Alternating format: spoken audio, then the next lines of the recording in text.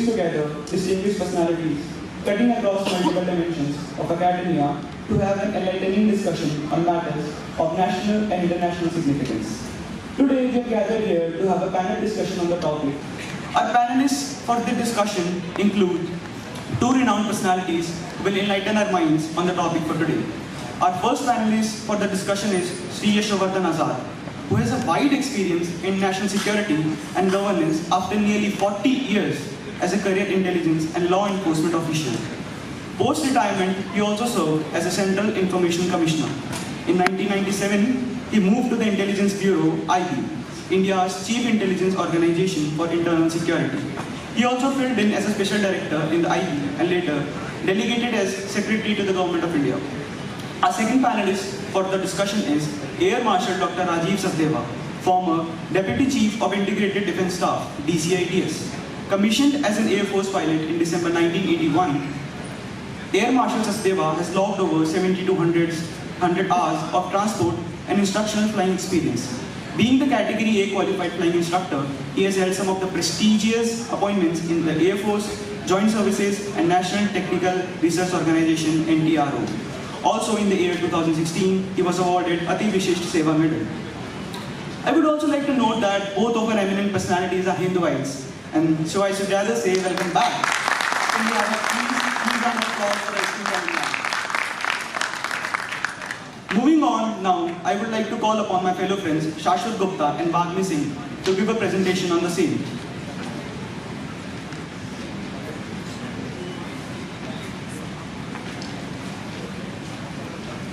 Since independence, India has faced many external and internal security threats. However, time and again, India has mitigated such threats, maintaining regional stability and security.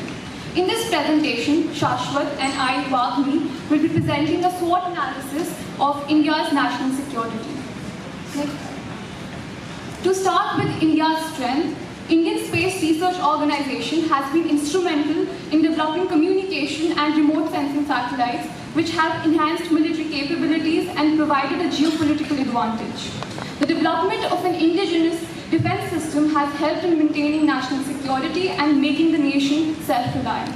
Additionally, integrated theatre commands, where all three services are unified under a single command, and a strong tribunal system offers a peaceful resolution to regional conflicts. Now coming to the weaknesses, firstly, there is a growing lack of tolerance among different communities, particularly religious intolerance. This has the potential to polarize people based on an us versus them mentality. Secondly, regional aspirations that conflict with one another, such as water disputes between different states, could jeopardize the nation's unity. Thirdly, separatist movements that seek to establish independent states also pose a threat to national unity. These movements could potentially incite extremism among the members, threatening the law and order situation in our country. Coming to the opportunities, first is upgrading our defense systems. Although our triad of defense forces is among the greatest in the world, it can still be improved. Continued indigenization and tech transfer can help the Indian military shore up its plans and cover up its weaknesses. Second is upgrading our cyber systems to keep up with emerging technologies and new advances in the world of cyber warfare, which requires us to be on the cutting edge of research and development in the field of cyber security. Thirdly, India should also wield its power more effectively, with soft power developed to construct something akin to the Korean wave, while coercive power should also be used, albeit sparingly, to demonstrate that we as a country are not to be trifled with. Now coming to the threats to Indian security. The first is drugs and narcotics trafficking. Located between the Golden Crescent and the Golden Triangle, India serves as both the destination and the transportation route for narcotics. Thus, its population remains vulnerable to drug addiction and a cause for social unrest. Secondly, cyber attacks and cyber warfare are increasingly used avenues by hostile entities, whether it be stealing data, conducting espionage, or causing harm to critical and vital industries of a country. Thirdly, threats in the form of economic sanctions also pose an immense security threat to us. These sanctions can cause our forex reserves to dwindle and prices to rise indiscriminately, along with severe unemployment that can cause unrest in the country. To conclude, India is blessed with many strengths, with some weaknesses dotted throughout. We as a country have the potential to become a global superpower if we explore the opportunities available, but at the same time remain wary of the threats that plague the nation. Thank you.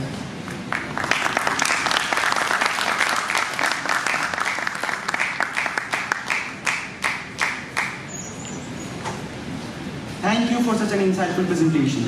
Now, I request the moderators, Vidhi Sharma and Gauri Saluja, to kindly escort our guests onto the stage and begin this much-awaited session. Let's welcome them with a huge round of applause.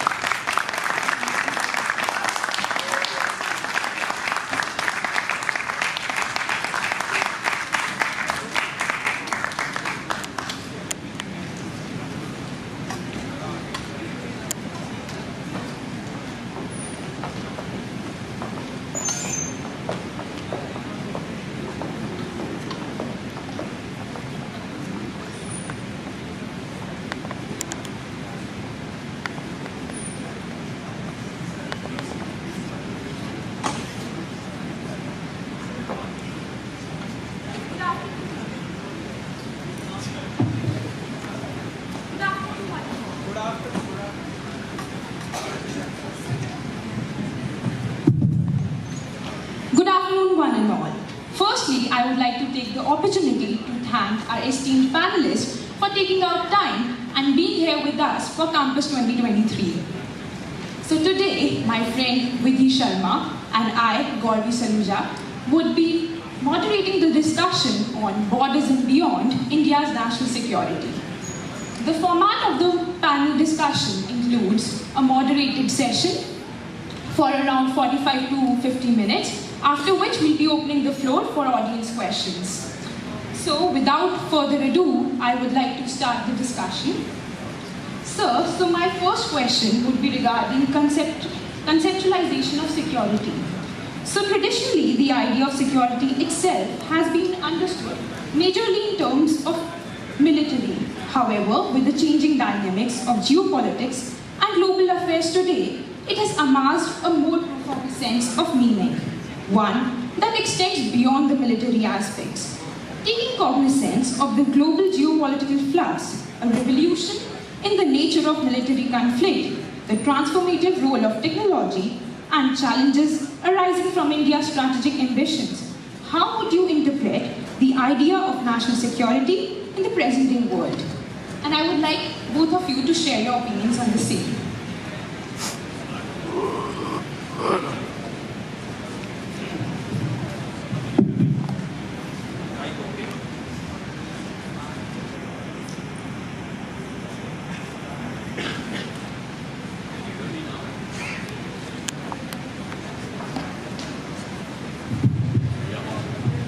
Is it okay now?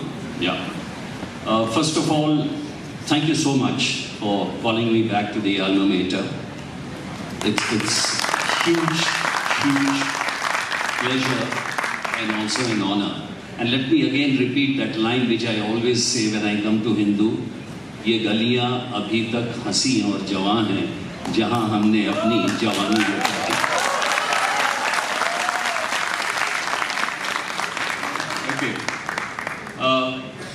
The question you have asked, and I hope you pay attention because this will be helpful for you, because I believe most of you are trying to prepare for the UPSC. And see, national security, in the 20th century, a lot of things happened, right? And I envy those who were born before the partition because they saw a lot of things. The First World War, the Second World War. After the birth of the nations, when a new world order was being coined, various nations were a little apprehensive. Democracy was new. People were talking about human rights. And yet, there was this palpable danger because of the Cold War. And therefore, there was these groupings of countries, Warsaw Pact, CENTO, NATO. Air Marshal, of course, can give you a complete picture of all that. Basically, these were military alliances, and therefore, as you said, military power was the really power when you were mapping national security. Towards the end of the 20th century, when you had the internet coming in, you had Cold War, demolished after the breakup of the Soviets. Technology moved in a big way. People started talking about, green ecology, energy, therefore a whole lot of things. Now remember, India does not have a national security doctrine, but there have been attempts which have been made, because what is a national security doctrine? And let's say, what is a national security strategy? General Huda prepared one for the Congress party. There was a Delhi policy group also. So broadly, when you look at national security today, it will mean, as you rightly said, borders beyond and borders within. So when you talk about national security, the most important thing, what threat do we have in the borders? It's a sum total of your individual security and aspirations too. How safe are you?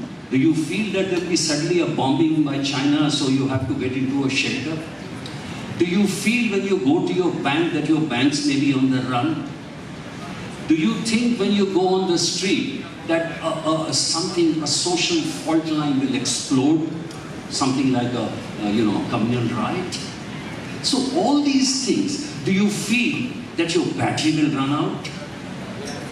So it's a sum total of the military power, internal security, ecology, energy security, and as you said, the social fault lines. I would look at it, it's a complete composite picture. So people who are drawing up the national security strategy have to tell and convince people, okay, these are the broad factors which should be included and why we have included them, so that it looks, diplomacy is one, how secure we are and how secure. But in the end, let me tell you one thing, that your global power only comes from internal strength. And that, I think, is one of the most important constituents of national security.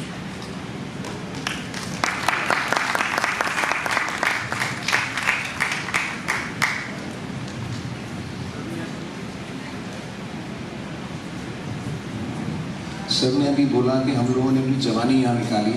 आप लोगों को देख के लगता है हमने अपना बचपन यहाँ निकाला. जवानी तो हमने फौज और पुलिस में निकाली.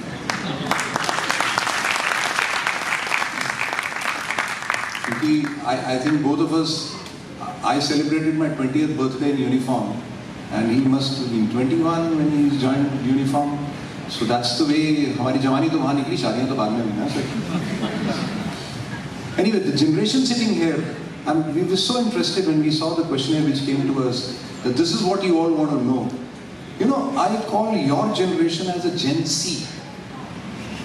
Gen C because you're always connected. You're always communicating with somebody or other. Some message or the other is coming on your mobile, left, right and center. You're content centric. हम जो भी बोलेंगे आप में से कोई ना कोई उसको मोबाइल में चेक करेगा ये क्या बोल रहे हैं. You are always content centric. You are computing. The whole day you're computing something or the other. You are clicking some device 24/7. And these days, now you boys and girls have gone into the 6th C. Till yesterday I used to speak about 5. Is a chat GPT. You gone into the chatbot. So हम तो education graduation करके निकल गए. आप लोग उसके बाद you're going into intelligence and you're going to AI and so on. So your generation is a little scary, not only for us but also for the teachers, because they don't know. When they go back home, they get hammered by the children. आपको mobile में ये नहीं करना आता, आपको ये नहीं देखना आता, and यहाँ आके स्टेज पे वो हीरो बन जाते हैं. Anyway, the faculty is there. Just pardon me for that, but that's the reality. Okay, there are 58 ministries in this country and 93 departments. All of you should know that each department is headed by a secretary, and every 100 days the secretary has to go and tell the Prime Minister what has he done in the last 100 days and what is his plan in the next 100 days to improve this country. Now once, as a Secretary of Food, if I say that this is what I did in the last 100 days and this is what I'm going to do in the next 100 days, I want that food to be secure. So that's what the new term which has come up is food security. So all these 58 ministries are looking for security. So military security is now on the border. That's it. MEA gives you a security beyond the borders, your topic, and inside the border, the police is there to give you security. Without all the three securities, you cannot. You know, India was giving 25% of the GDP some centuries ago. Anybody disputing that? We say India and China are giving 50% to the world. What happened suddenly? How come people started coming in? How come waves of people started coming in and started taking on your land? And finally, when they left in 47, you were rags. We were zero. Our parents had nothing with them. Our life expectancy was 27. Our GDP contribution was less than 1%. कहाँ चला गया ये सब? सब कुछ तो था हमारे पास. लोग लूट के चले गए हमें. क्यों लूट के चले गए? Because we did not have that kind of military. We did not have that kind of mindset, or we did not have a military better than the other military. So military is required to actually give you security to those 58 ministries and 93 departments. So that's one. And internal security, because now people infringe into your country and try to break these 58 departments and ministries from internally. So all put together is national security. There are policies written. There is a book by the name of Constitution of India. You all heard of it. वो आपको बताता है security क्या करना है. It comes down to the cabinet secretary who writes the Union War book. So when war happens, this is how it will be done, and so on. It goes down, down, down to the last person. How we have to keep this nation secure. And let me tell you, the two of us who have served in the security department are now ex-Hindu, both of us sitting here telling you, just don't worry, you guys grow and the nation is safe and secure. Thank you, sir, for your kind insights. And as you said, security is a sum total of all that comes under protection of this country. And if I may add, sir, then if we are Gen Z, then we are probably also Gen curious. So, yes, sir. So my next question is directed to Dr. Sachdeva. Also, at the outset, I would first like to thank you for your immense service to this country. We are all indebted to you and the armed forces for the sheer bravery, sacrifice, and all that you have given to us. And it's a sheer privilege and honor to be sitting in front of two protectors of the nation. So, in the past century, warfare has undergone tremendous transformation, and there has been a growing belief in the armed forces to carry out a variety of military and political goals. So, if you may please list some of the most significant changes or developments in warfare that you have noticed over these decades. Very interesting. When I started flying in 1981, and the aircraft which I was flying, my instructors told me this is the most E aircraft. 1981, we never had this term E. This is an electronic aircraft. Wow, we saw that. I'm lucky that I've come to this aircraft, and somebody has not come to this aircraft, has gone to somebody else. The choice was not in your hands. Today, that aircraft is 65 years old. And when I see today's aircraft, wow, they are totally different. When we saw those guns which we have used during our time, those guns are not even used for parade these days. The transition of war fighting is not a switch on and a switch off. It's transition from one to the other. Like in management we say it's a felt need. You never change from one camera to the other camera because this camera cannot do it. They transited through. So similarly, war fighting has slowly changed. Not as a switch on and a switch off. It's a gradual process. So we'll have to deal with this question in a little different way because it's not a switch on, switch off. Things are migrating. You're talking about 4.5 generation aircraft, which is Rafale. And we're going into 5th generation aircraft, which will be AMCA made by India. And Russia and US is offering you 6th generation aircraft. So let's see, once we go into 5G mobile, there if you see 1G came in 80s, 90s came 2G, 3G came in 2000, 4G came in 2010 and 2020 came 5G. Every 10 years a G has changed there. But it's not so in war fighting. There's an invention going on. You're the guys, you're the children who are actually inventing things for war fighting. And it's being used on a daily basis. Thank you so much, sir. You have very comprehensively traced the developmental stages. So now I would like to address my question to Mr. Azad. So you have worked extensively as far as internal security is concerned, whether it is stint in Indian Police Services or the latest one in the Intelligence Bureau. So, sir, my question is that India is a continental-sized nation-state with unique geography, plurality, and varying aspirations. And thus, it is natural that there would be some internal conflicts. So, how does the largest democracy of the world deal with such unrest of varying degrees, objectives, and geographical excellence? This is a question which is huge in scope. See, when to give you an idea how nations are grappling with internal security, there is a tremendous amount of expenditure which is now going in internal security. China, I think, spent about $200 billion in internal security, which is thrice what it spent in 2007. 200 billion in 2020, which is thrice the amount in 2007. And the number of militia they have for internal security is 1 crore 12 lakhs. America is spending half of its defense expenditure on internal security.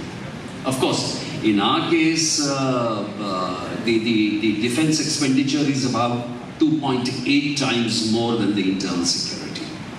The question which I'm driving at, the answer is that there are social fault lines in every country. There are two ways. One is through negotiation, reconciliation, and the other you have to resort to arms. For example, our greatest issues today are what, as you pointed out? One of them is Naxalism.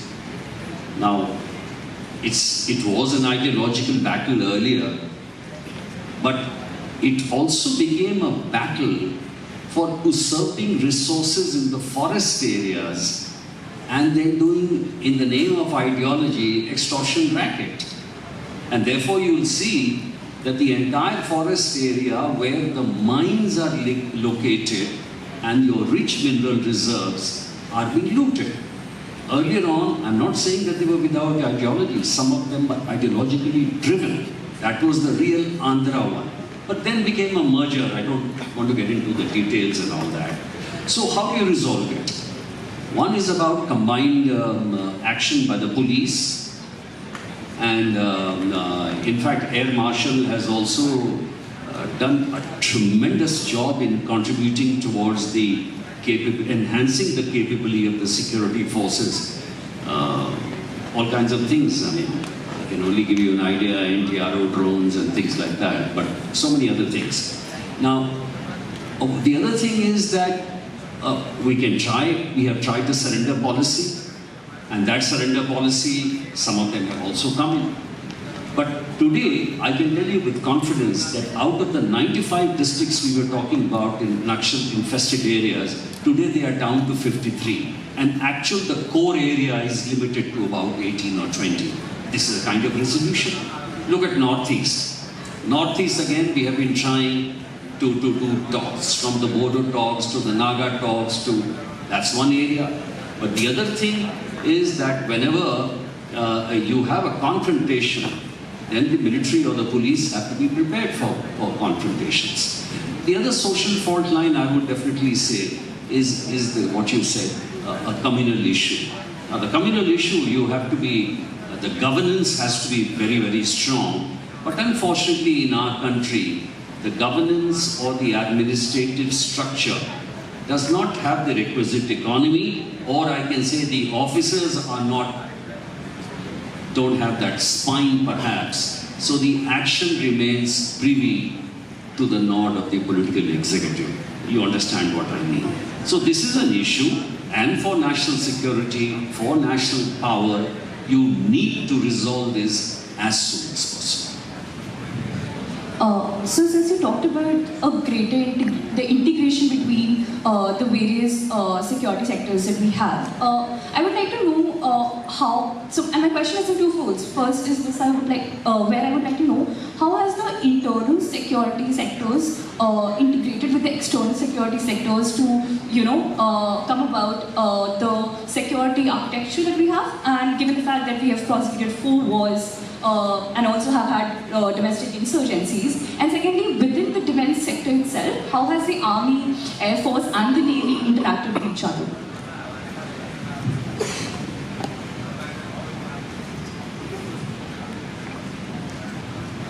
Okay, first of all, just understand 2 things. The 2 of us who are here sitting on the stage, we have totally different kind of war fighting training. A soldier is taught to kill an enemy across the border. He is actually ruthless killing an enemy across the border, and he is very scared to kill his own citizen. Have you understood the difference? He is very, very capable and full of josh to kill the enemy across the border, but I am not comfortable killing an Indian civilian. But a police officer is trained to do this way. He's supposed to take on the insurgency inside, like what he mentioned about the Naxals. We, in 2000, after Kargil, we realized the weakness of this country. Kargil was not a good show. Why? Because it was our adversary, Pakistanis, were moved into our territory and trying to knock off a highway so that they can control us. We pushed them back. Pushing an enemy back out of your own land, okay, we did a good job. But why did they come inside? That's when we realized that there is a mismatch between all the agencies. And in 2001, within 6 months, the parliament came up with a new policy, came up with new organizations, came up with everything which was lacking. And we all integrated. You'll be surprised. I wouldn't mind whether if Sir permits me, because I won't know what he knows, but I'll still tell you. There are 16 to 18 security agencies in this country. Let's say all 16 agencies are studying what is happening in Hindu college if they're trying to find out what is happening in Delhi University. All 16 will prepare a report of their own, and somebody above these 16 will see exactly police ne kya dekha, army ne kya dekha, navy ne kya dekha, CBI ne kya dekha, usne kya dekha, and they make a story out of what is happening in Delhi University. This is how an integration of intelligence happens. Now the trigger to counter that is either with the military or with the police or with somebody else. So then the order goes to so-and-so, okay, you take it out. So this is how the integration happens. Now about the Army, Navy, Air Force, yes, there is an integrated theatre command story which is coming up because the world has it and we didn't have it. Now we're going to join up together. That's an order which has come from the government, that all 3 have to plan together to take on a target. So that's a new thing which will come up whenever it comes up, integrated theatre commands. It will happen, but otherwise, you'll be surprised. In 71, Navy had reached Karachi port. Air Force had destroyed all the aeroplanes and airfields of Pakistan, and the Army had reached Lahore. And that's when the message reached back home, ye teeno ab kya karna hai? So those days, the things were controlled from outside, you know from where. And Uncle Sam had to tell us, okay, everybody withdraw. So we all came back wherever we were in 47. Ab wo nahi hoga. Now I'm sure it won't happen. But the borders which are known borders are controlled by the Home Ministry. They look after that border. If something goes wrong on that border and you have to push the enemy back, that's when the soldiers come in. So you understand the border security force which you hear, or ITBP or Assam Rifle or whatever. The borders are controlled by Home Ministry, and war fighting on the border happens with the military. Thank you so much, sir. That was a very insightful answer indeed. And in the course of this discussion, as Azad sir mentioned, that about the internal expenditure on defense. So I would like to ask that recently the union budget has allocated rupees 5.94 lakh crore for the defense sector, which is a 13% increase compared to last year.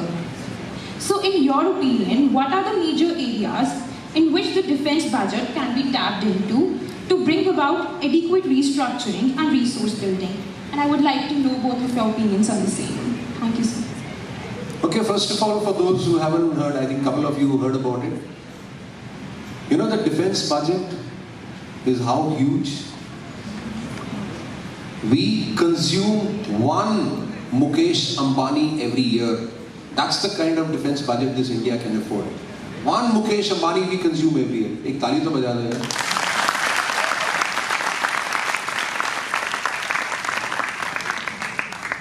And close to about 1.5 lakh crores. 1 crore, 10 crore, 100 crore, 1000 crore, 1 lakh crore. 1.5 lakh crore is spent on modernization of armed forces every year. It's a huge budget, like sir said, 2.5 times more than internal security. And it goes into Army, Navy, Air Force, because Air Force is more expensive than the Navy and Navy is more expensive than the Army. So Army gets a little share, but manning. You know how many soldiers are there in this country? Anybody? Anybody? We have 14.5 lakh serving soldiers in this country. No MNC, no business entity has that kind of an HR. And similar number is on the other side for internal security. 80%. Imagine, that's the kind of employment which is being generated, number one. That's the kind of security. You are the best in the world. You know, I say in the PPP terms, we are number 3. That's what everybody says. US and China are number 2 and we are number 3. But those two countries are known for fudging their figures. Stat students are there. They fudge their figures. So maybe we are number 1.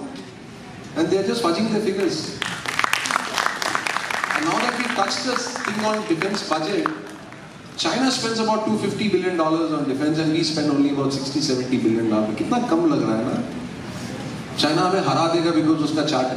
You know where all China has to spend money? The entire South China. He's got panga with Japan, he's got panga with this, he's got panga with that, he's planning to go to US, he's doing this, he's doing that, he's got a Djibouti, he is making Hamantota.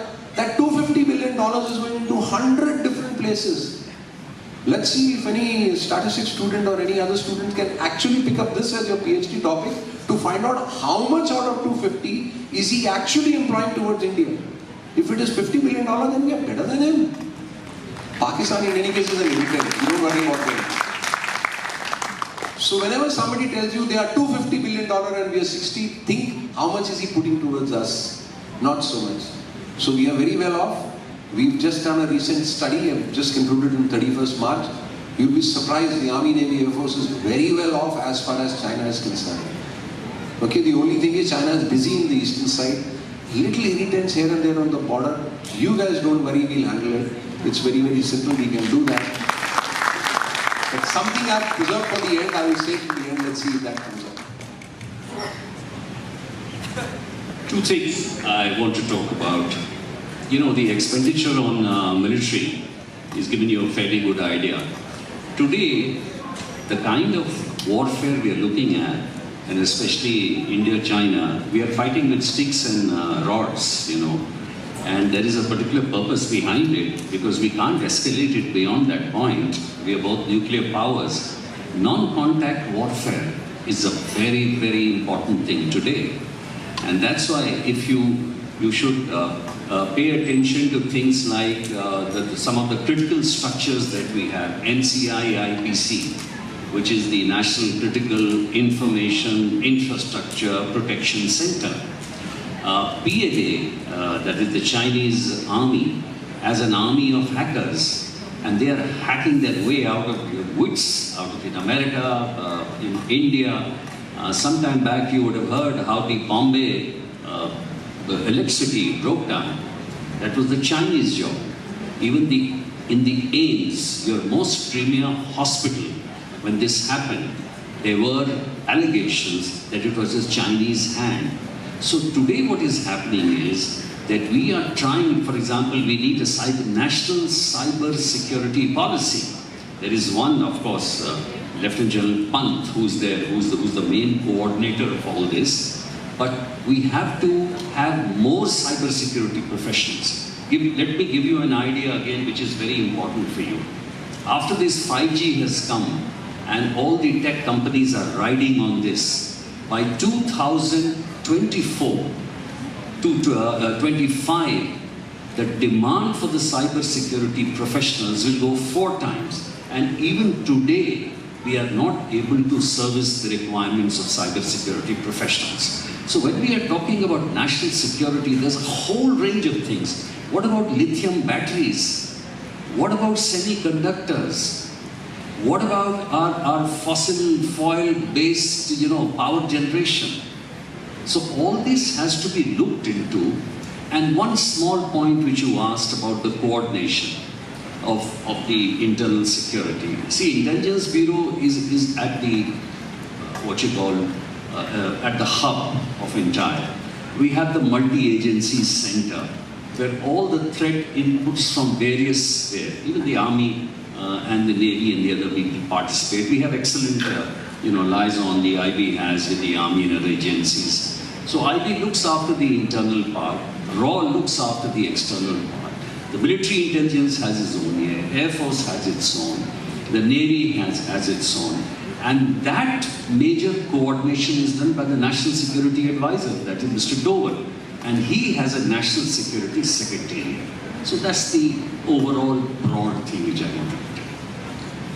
Thank you so much, sir, for your answer. And as you talked about cybersecurity and semiconductors, we know that technology is both a solution and a problem. So it is clear that while empowering the states in its security functions, technology has also increased the capabilities of non-state actors. We have seen the use of internet for terrorist recruitments and to radicalize youth. The kinetic effects that manipulating virtual reality can produce are immense. In this context, what measures do you think India needs to take to curb the negative aspects of technology? You're right. Technology can be used for a public purpose and technology can be used to destruct. When drones came in, the drones were being used for supplying medicine. The drones were being used for supplying even pizzas. And later on, our good friend from across the border started sending us drugs and ammunition and guns. And some of those guns is alleged was being used by a thief. He just bought it. So what I'm saying is technology has a dual purpose. There is no doubt about it.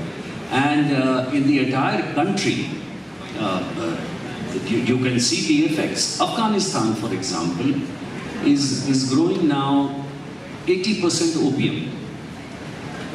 And because it doesn't have a budget, doesn't have a base for an economy, and most of that is now coming from the Gujarat coast. So India has become a dissemination center, it has become a collection center, and it has become an even trading center. Now, what is happening is, through the use of these drugs, through the use of this money, there is a massive radicalization attempt. And some of the people who had gone, ISI, for example, not ISI,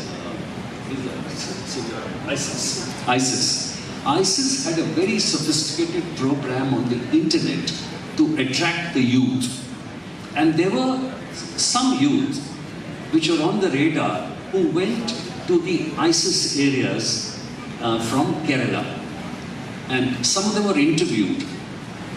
And some of them died. Some came back. They were cajoled by their through some help by, of course, people like Marshall and myself. And when they came back, they talked about the horrid stories. Now, these are people then who were used to say their stories on the internet for the de-radicalization. We are fortunate that from our country, not many went fell for that kind of a propaganda and did not join the ISIS. But today what is happening, the militants number in J&K, for example, they are less smart on use of guns, but more smart on use of social media, and they are high-tech. Burhan Wani, you must have heard that particular kind of case.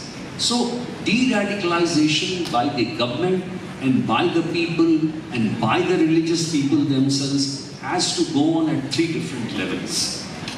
The government is actually popularizing Look, see what has happened to those people who have gone and joined the ISIS. In fact, the entire world, the stories what the ISIS did to the women who went, to the youth who went, is becoming very, very clear.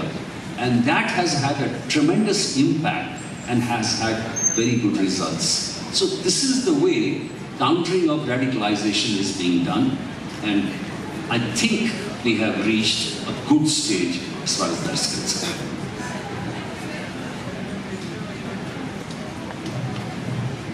Thank you, sir, for that answer. Also, speaking of technology and the multifaceted image of war, it is also important to talk about the National Intelligence Grid, commonly known as the NAT Grid, a robust mechanism currently in works that will integrate and interlink databases of core security agencies of the Government of India, providing centralized data accessibility. So, my question is to Mr. Azad. Sir, what changes will the advent of NAT Grid bring about in the security and intelligence apparatus of India? Well, you're talking about the changes which should be done in the security apparatus. You know, if I start from the police itself, the police is crying for reform. I mean, the police is, if you want to know about the condition, then the State of Policing report has been, written by the Common Cause. It's an organization which has come up with a report in which it says that 63 police stations don't even have the basic items. So, they are not able to service those people. If one police station has about 80 villages, and it doesn't have even the basic, it doesn't have a vehicle, it doesn't have electricity, it doesn't have even a phone, they don't have phones also. So how are you going to service the people? So the first change which is required is at least equip them properly. If you don't equip them properly, it's like hell. What is happening, and you must understand this, the local police gets the budget from the state government because it's under the state. The states are starving the police. They are not giving them money, and they are looking at the center. Why? Because the center funds the central paramilitary forces. So any law and order, they say, please भेज दो, दिल्ली से भेज दो, दिल्ली से CRPF भेज दीजिए, BSF भेज दीजिए. Thereby, because their money is going on dole-outs. We are only talking about subsidies. They are freeing bijli, pani, fertilizer. Everything is free. So the first thing is, unless you do these reforms in the setup, then there are, of course, institutional reforms which are required in the police and the intelligence setups. The postings of the right people, the reforms, the tenure principle. You read the Supreme Court guidelines for, reform. It's not been done. Third, in the intelligence, I've been talking about ad nauseum, that intelligence should come under the parliamentary oversight. I'm from the intelligence, but I do feel that the lawmaker should be informed that this is our prime target, this is the objective. We are not doing any hera-feri. You see for yourself, this is what we are doing, this is the money what we have got, and broadly this is the kind of expenditure we'll be doing. Otherwise, there is always this feeling, what are they doing, who are they trapping, are they going after me also? So I think it's time in democracy that we put things in a perspective and let the institutions back up come from either law, legislation, so that they are put on a firm footing. Thank you so much, sir, for your insights. And now I would like to move on to discussion about the quadrilateral security dialogue, which is commonly known as QUAD, between India, Australia, Japan, and the USA. And it is often misappropriated as a military bloc, when it is rather a security bloc extended to spheres like economy and trade to further the national interests of its participants. Now, I would like to address this question to Dr. Sachdeva, that according to you, what are some new avenues where the Quad can be crucial in diversifying India's security strategies? Where is Quad?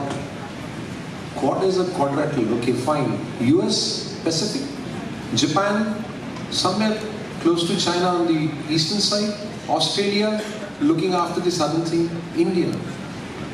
Suddenly an organization comes up Quad where 4 countries join up. For what? I just want to throw something in. Till now, we had alliances which were US interest motivated. All alliances were US interest motivated.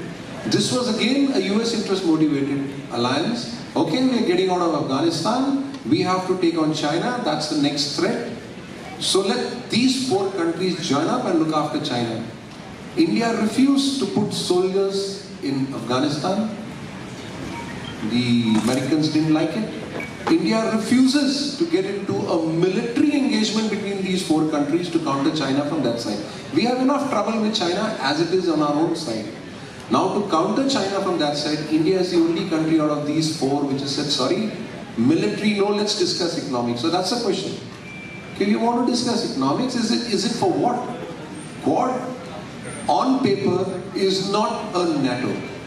Though back of the mind, it was supposed to be a NATO on this side. Okay, let's join up. All 4 of us will take on China. No, we don't want to do that. So that's when UK came in. That's when somebody got unhappy with us. Then why are you not joining up military? So as of now, India is throttled back, not joining up military. We are doing our exercises here and there, but not as Quad. You'll be surprised, Australia had only 50,000 soldiers. They had withdrawn all soldiers because America will help them.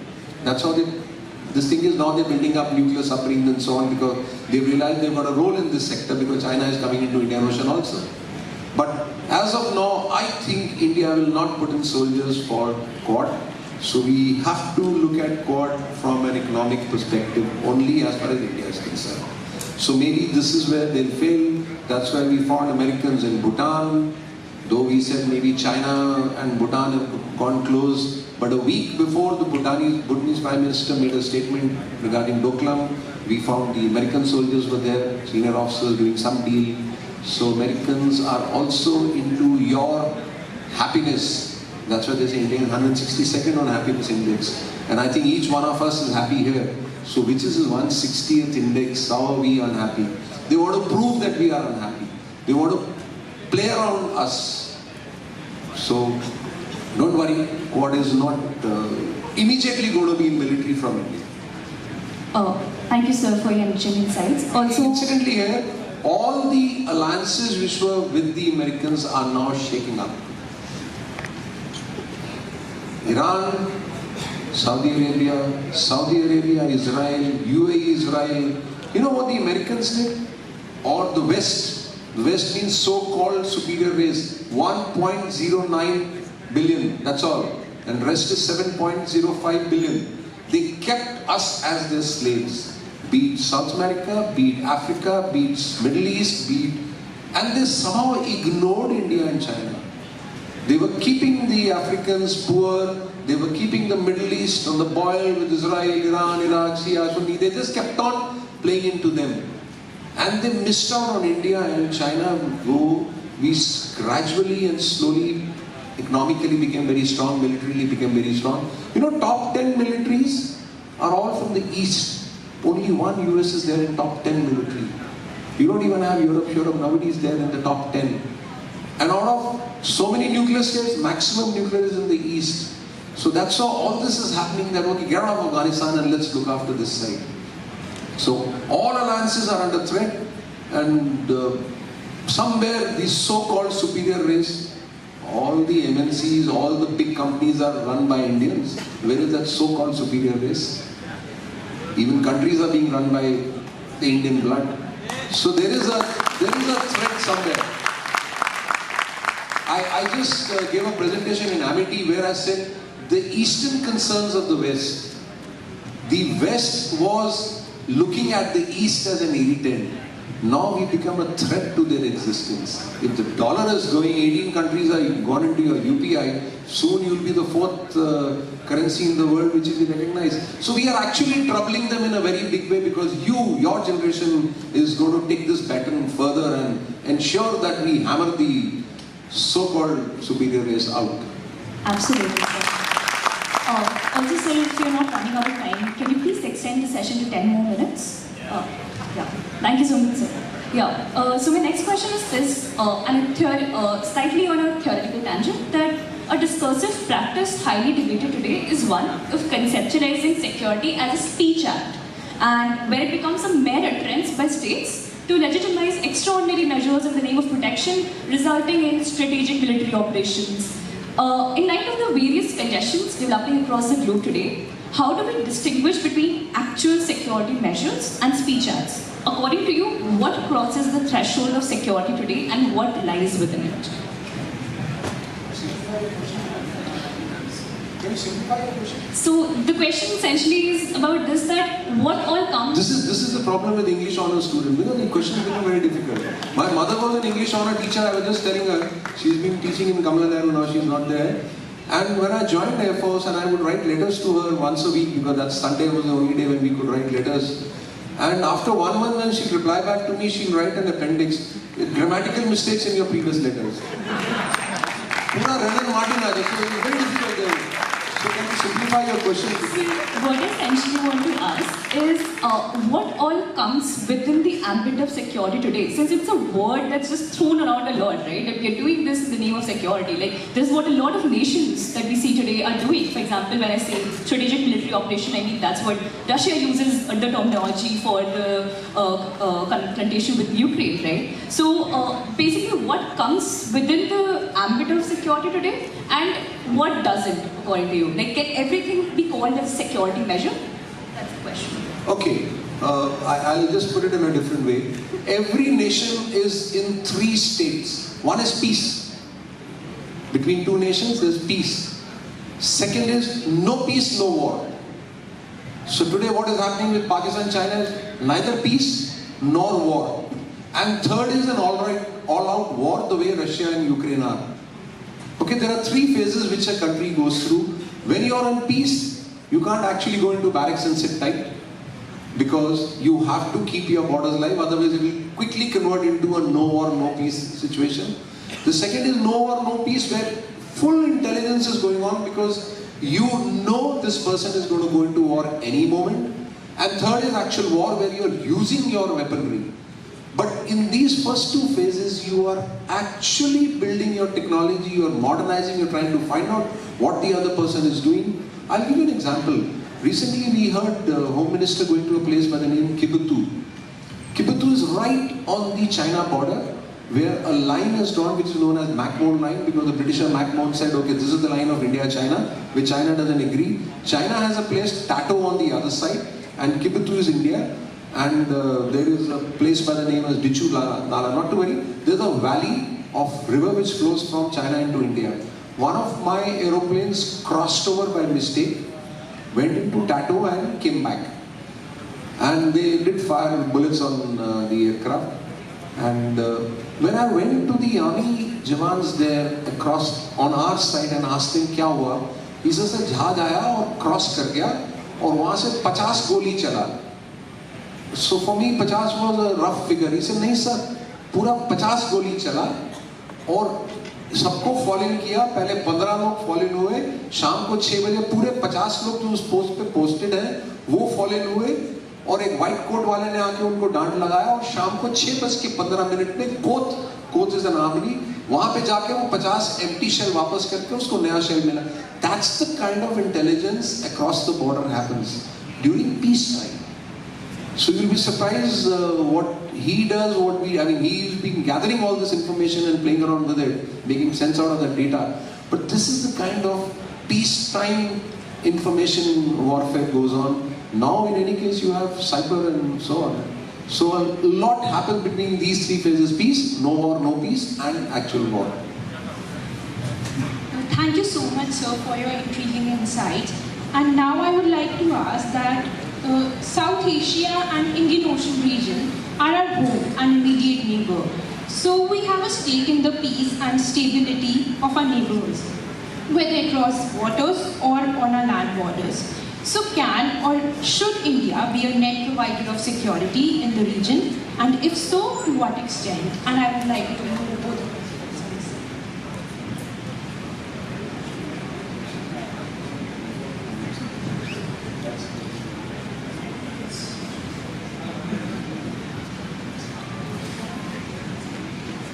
Okay, first of all, India is very clear that we are not a nation which will go and capture another nation like China, what their expansionist theory.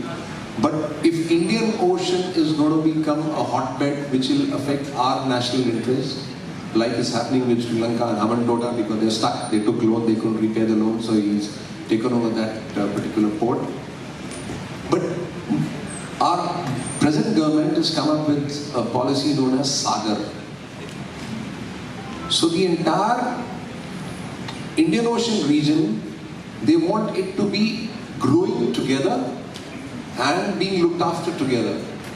In fact, we've sent a satellite up for the Southeast or this so-called ASEAN nation, and they're freely using the satellite free of cost which the India has sent for them.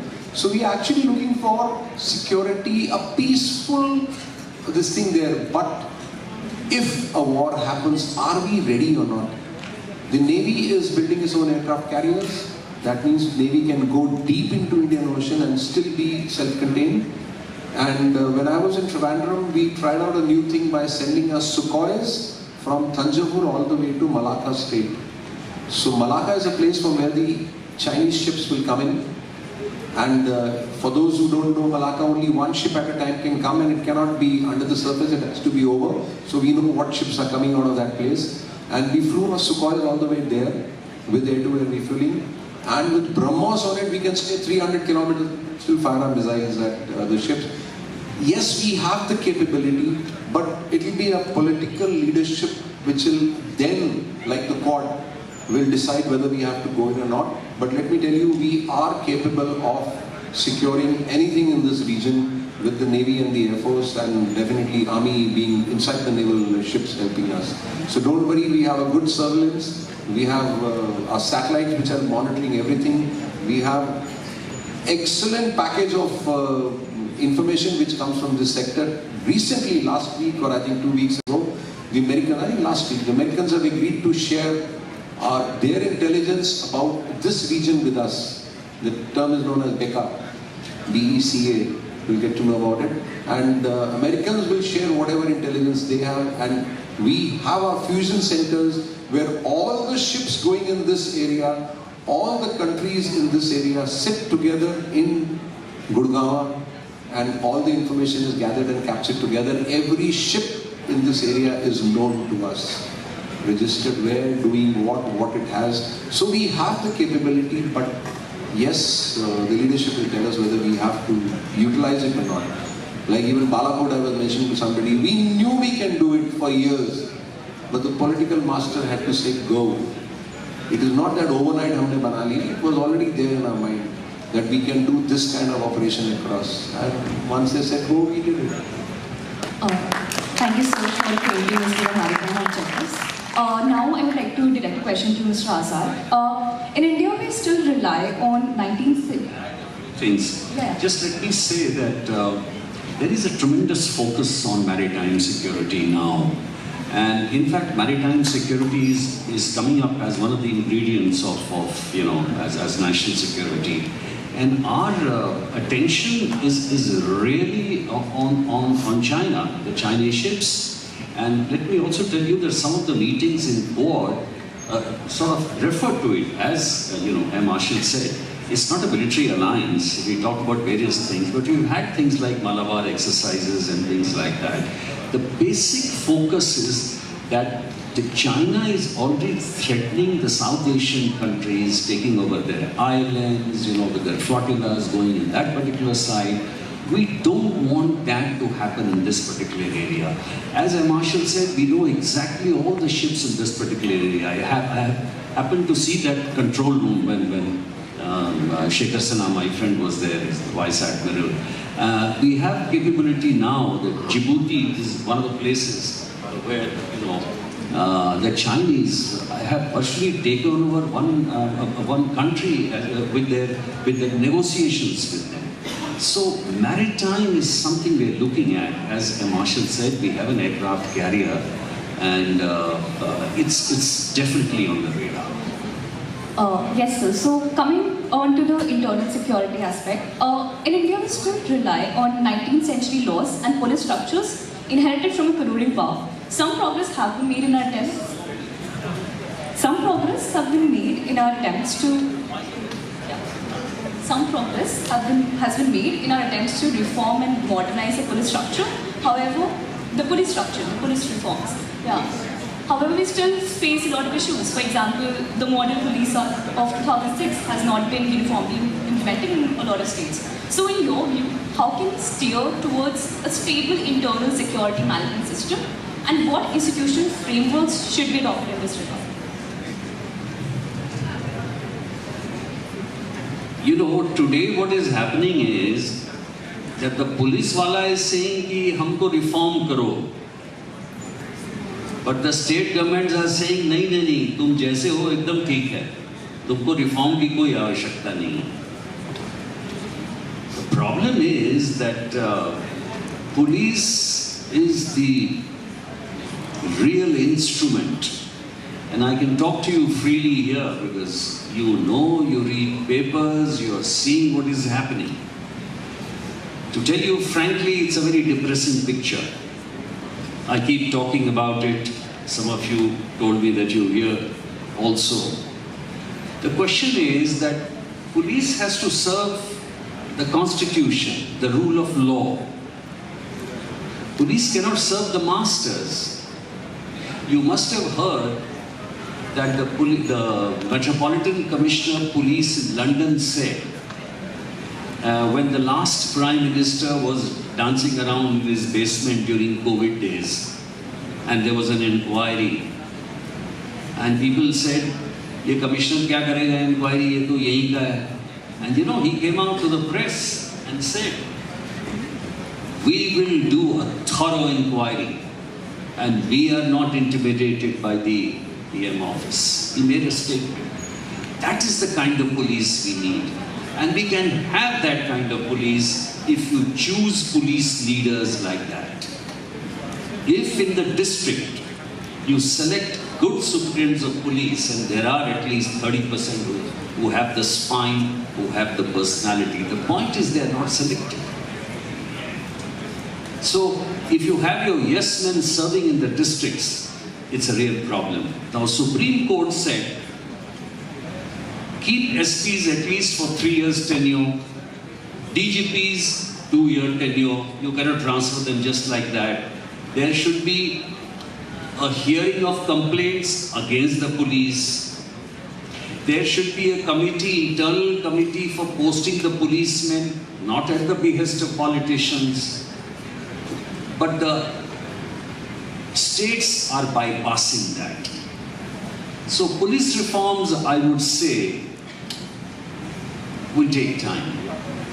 And it's only up to the police leaders in the meantime to stand up and serve the law, and there are some of them who are doing it. Secondly, I would expect the polity, people like you, youngsters, Kofi Annan, you know, the Secretary General of the UN, and our Abdul Kalam.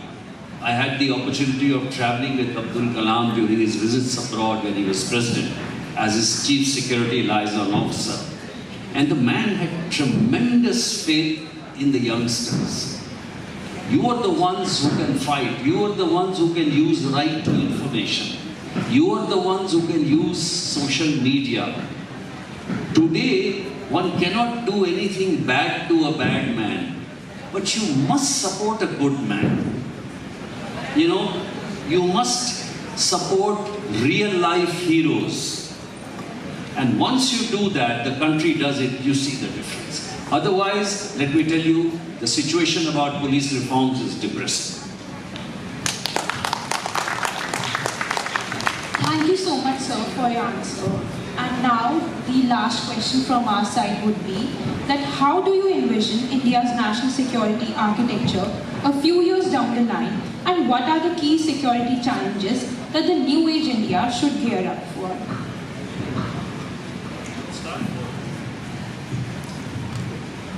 See, as I told you, there is no national security doctrine for this country. I feel there should be one. Some people have attempted. General Huda has done it. Delhi Public Policy Group has done it. And one other, I think, institution has done it. To let out a secret, even my think tank, Deep Strat, is attempting one. That'll take a while. When you have a national security, I won't call it doctrine, I'll call it a strategy. It has to have a time in the next 30 years. What are the things, for example, you people can think about? What should we do about China? China is arraigned against us for various reasons. That is the Dalai Lama, it's on the Belt Road Initiative, we are not, they feel Arunachal is there, they don't believe in MACMA line. Now what should we do as a policy? Should we stop trade completely with them? We have an adverse balance of trade. So what should we? Should we boost our economy? How do we boost our economy? Should we promote manufacturing? Our manufacturing is at 14%. Even Vietnam has 27% manufacturing. So how do we boost? These are the kind of things you must put into your national security perspective. What do we do about Pakistan? Should we just say, get out, jo hona hai, hone do? We shouldn't talk at all. We should keep shooting on the borders. Or we don't mind engaging. Even if they talk about rice and dal and parwal ka sabji, let's talk. How does it matter? When it comes to anything which is important, we say no. Now these are the kind of deliberations you must be hearing netas saying, hum ye baat karenge, hum ye karenge. The various diplomacy, what kind of diplomacy should we? Technically, we should be member of the Security Council. We are the 5th largest economy, damn it. We are going to be number 4. We are launching satellites for other nations. We are in a esoteric group of 5, where from weather satellites to all kinds of satellites, see Harikota, and we have launched satellites free for some of the poor nations. When you have a country like this, and America is supporting us in that Security Council, China is not. So obviously we are the two competitors from Asia, and as Marshall told you, that the East was totally neglected. Today the East has come up like a, today I hope you know we are doing rupee, we have the rupee-ruble parity with Russia, now we are having it with other countries. So we have to look down the line in these matters. Now we have to see what do we do about lithium batteries, what do we do about semiconductors, what do we do about ecological balance. That is the kind of security paradigm which we have to make, and we should set a line for about next 30 years. And in next 30 years, what should we do about social fault lines, what should we do about other things. These are the kind of things we need to look at. Okay, I'll just take it on for the students. We've been speaking practical. I'll tell you what theoretically happens, and there is something known as a Strategic Defense Planning Guidance, STPG. That's, if you've heard of a white paper which comes out from China and so on. So we have a Strategic Defense Planning Guidance which tells you the threat to this nation 5 years, 10 years, 15, 20, 25, 30 years from now. Somebody in the intelligence has worked out, okay, that's the threat which this nation is going to see on a timeline, from whom and what will be the extent of that. Now in the military, thereafter we get on to a perspective plan. Okay, if that's the threat, then this is the capability which is required to counter the threat. Today the CDS is now making the integrated capability development from this country. Okay, this is the threat, this is the capability required to counter that threat. How much of this capability we already have? How much of this capability is already in the pipeline which will come up 5 years, 10 years, 15 years from now? Because the military equipment takes about 15, 20 years to actually fructify. The Tejas, the LCA which we are talking about, started in 1980 and we are seeing it in 2020. So from the Strategic Defense Planning Guidance, we get on to the capability required, we get on to the what's the capability void. Ye hai, ye nahi hai. Okay, if we want to fill this void, it will take how many years? And how much money? Now the three services make a long-term perspective plan. So long-term perspective plan is made by Army, Navy, Air Force, which is club, and it is known as an LTIPP, Long-Term Integrated Perspective Plan of the Armed Forces through the CDS. That's a document which comes out, and with the budget, which like I said is 1.5 lakh crore, we try to see how we can fill this gap. Let's say a particular threat is coming after 15 years, and we will not have that capability gap built up in next 15 years. This is where the MEA comes in. Okay, Ministry of External Affairs, push this threat 18 years away, because in 15 years we will not have a counter to this threat. So this is how whole of government approach goes on to the security apparatus. And all this comes out from, like sir mentioned, from the NSCS, that's National Security, under the NSA. That particular council gives you all this packaging, and then the soldiers go down and we do that. And this is how our capability is built up. We have a lot which happens after this, and a lot which does not happen, and we know we've faltered, because today we've come up with something known as a negative import list. Okay, these items we will not buy from abroad, only Indian firms will make it. Now Indian firms may not be able to give it, but while the first negative import list of 101 came out in August 2020 from my office, and CDS had announced it, it was a mind-boggling exercise, because Army wants something. The industry, Indian industry says, yes, hum bana sakte hain, banaya nahi hai. Now I say, okay, don't buy it from abroad. I have trust in this industry, he will make it. So what Mr. Rajnath Singh said, okay, if then this is not going to happen, then only Defence Minister will give you a clearance. So with that, a boost has come into Atmanirbhar Bharat, that okay, Indians only will make it. And like that, the list is now gone to 400 such items, that 400 military products, weapons will not be bought from outside but made in India. So a lot happens in this game, but the final first document is the Strategic Defence Planning Guidance, and from there the whole security mechanism flows down. Absolutely, sir. Thank you so much for the kind response. Also, I'm so sorry about the construction noises. The college is spearheading in that area. Also, nonetheless, I'm sure there are a lot of budding new leaders and aspirants who would want to go in the armed forces in the future, and even the IPS, and they've learned a great deal from you two today. So can you please have a huge round of applause for our distinguished guests here today. Also, if you will permit, now we would like to open the floor for a few questions. Absolutely. Yeah. Aren't they bored? You know, you all know what a relay race is? Yes.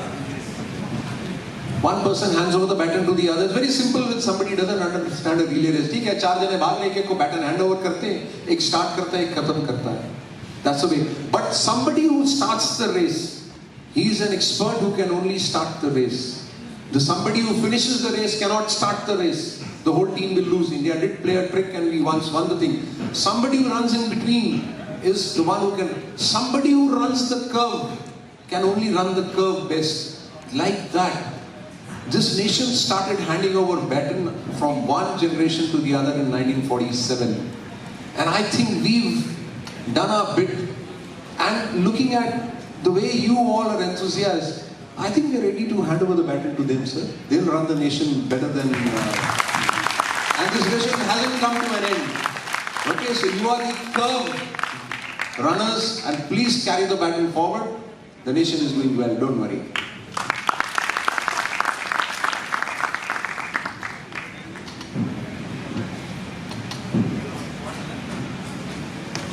Good afternoon, sir. My question would be targeted to Mr. Azad. Sir, I come from UP, and recently UP has been in news for pretty wrong reasons. We have seen a rise in the number of encounters, summary justice, and the problem becomes much graver when the ministers of the state government goes ahead and claim to be a way, a divine way through which justice has been served. Sir, we are talking about national security, but there's a growing sense of insecurity that is instilling among the people, which makes it even harder for the state apparatus to maintain law and order. So why do you think such practices are becoming more frequent, and why does the society sanction it, and why does it being celebrated the way we are looking at it? Thank you so much. I'm glad you asked me this, because I have written an article on this and I'll request you to read that. I think it came out yesterday, I think in Hindustan Times. Please check it out. And I also wrote another one for print that came out also yesterday. And I've been speaking on it almost on all the channels ad nauseum. See, celebration of encounters on the face of a broken and a tattered criminal justice system is something which we have seen in the badlands of not only UP, but Madhya Pradesh and other areas too. When Asad was killed, the state claimed it was the 183rd encounter.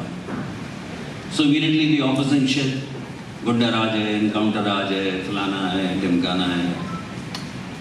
Do you know that from 2002 to 2008, UP topped in the number of encounters in the entire country. It was 232, if I remember, out of 475. In 2009 to 2013, again UP topped the number of encounters. What I am getting at is, this culture is not specific to any regime. This culture has come because we refuse to do the hard things. And hard things by whom? The lawmakers.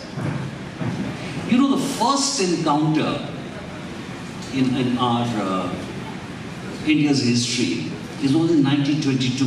Alaya Raju, who was killed by the Nizam police. That gave an idea to a lot of other people. In 1980s, when the Bombay underworld was looting, extorting, and also giving justice to low-level people, if you would go and tell them कि भाई हमारा मकान नहीं खाली कर रहा है, ये बैठ गया वहाँ पे, वो 1 मिनट में खाली कर देगा. The police would not do anything. But, and I think it was my batchmate, Shivanandan, who was there as the Joint Commissioner. He said, we are not going to take this Bombay underworld dying down. And he started hitting them back. There was a new phrase in the lexicon of police vocabulary, and that was encounter killings and encounter specialists. The law was not working. The judges were not giving judgments. Do you know in Atiq's case, 8 High Court judges refused to hear the case. 40 cases of Atiq were withdrawn by the last regime. Out of the 100 cases, this is the first conviction which was got by the police. So what happens is, some is because of the political arena, you know, oh, that regime was against that regime, so this gunda is from that, isko thoko is baar mein. And it's not that there are others who are not there. There are 17 big ones. And Eastern UP is next to Bihar, which is my state. I know it very well. From Devariya to Gorakhpur and all these places. They are still there. So, what do we do? A criminal justice system, if it is not robust, nothing will work. 2004, Raju Pal was killed. ठीक है ना? वो भी कोई दूध का धोला तो था नहीं.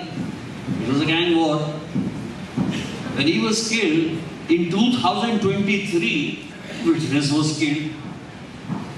तो 20 साल तो हो गए इसमें, तो अब क्या 10 साल और लगाओगे जजमेंट देने में? और जजमेंट देने के बाद, of course, the right to appeal is there, right in the Supreme Court. So there will be never any closure of her complaint. So why shouldn't the Janata celebrate?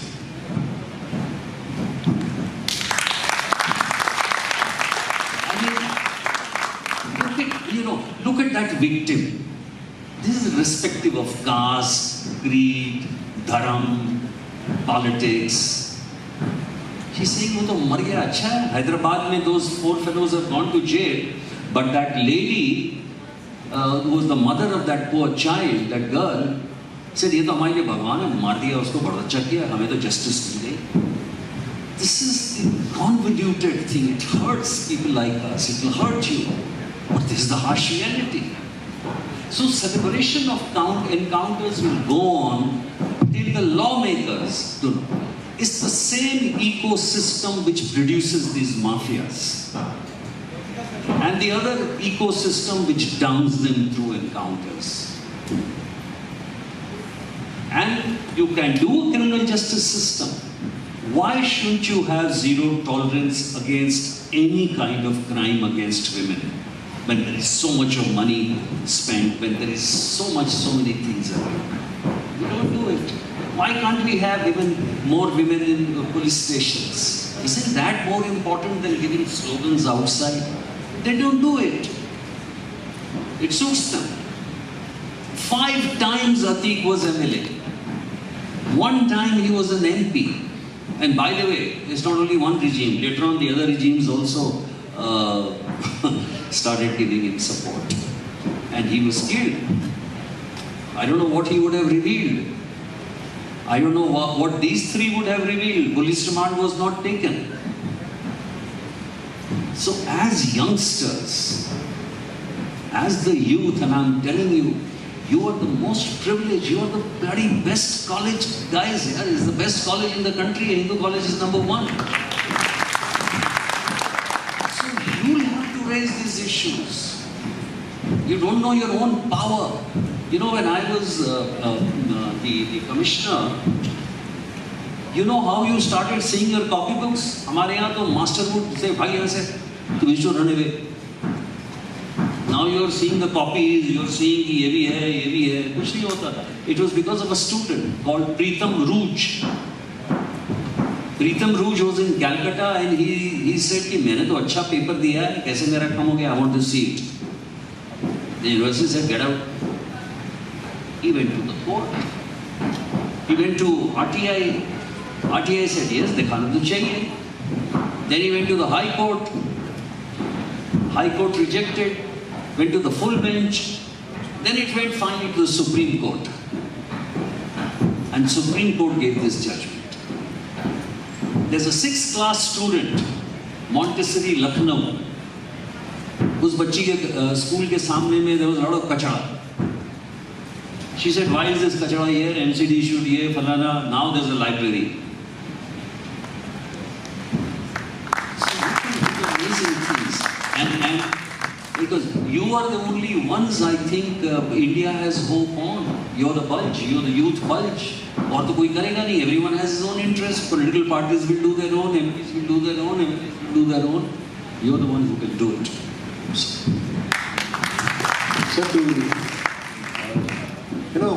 I'm not making a political speech or something about a politician, but I heard Mr. Yogi Adityanath's first interview once he became the chief minister the first time, and somebody asked him, "Ab UP में क्या करना चाहते हैं?" That he says, "सड़कें बनती रहेंगी, अस्पताल बनते रहेंगे, सब कुछ होता रहेगा, इंफ्रास्ट्रक्चर सब होएगा, सब ठीक है। मैं यूपी में एक चेंज लाना चाहता हूँ जो पता नहीं हो पाएगा कि नहीं हो पाएगा." So he said, "वो क्या?" He said, "Today when you ask somebody, आप कहाँ से हो?" क्या यूपी से हो? This is how he said, and if you can understand what he meant, UP से हो, कहता मैं इसको चेंज करना चाहता हूँ. Oh, आप यूपी से हो? I actually fell for this statement. I'm not talking to him. UP से हो? Oh, आप यूपी से हो? जैसे आप बोलते हैं ना, वो हिंदू कॉलेज से. Thank you so much, our esteemed guests, once again for being so kind to answer all the questions. Due to paucity of time, we won't have any more questions. So yeah, thank you once again. Thank you so much. With this, we now come to an end to the session. Thank you so much to both of our guests. It was indeed an honor for all of us, the entire Hindu College, to have you with us today. A huge round of applause for our guests. Now, I would like to call upon Dr. Sunil Joshi to felicitate both our guests.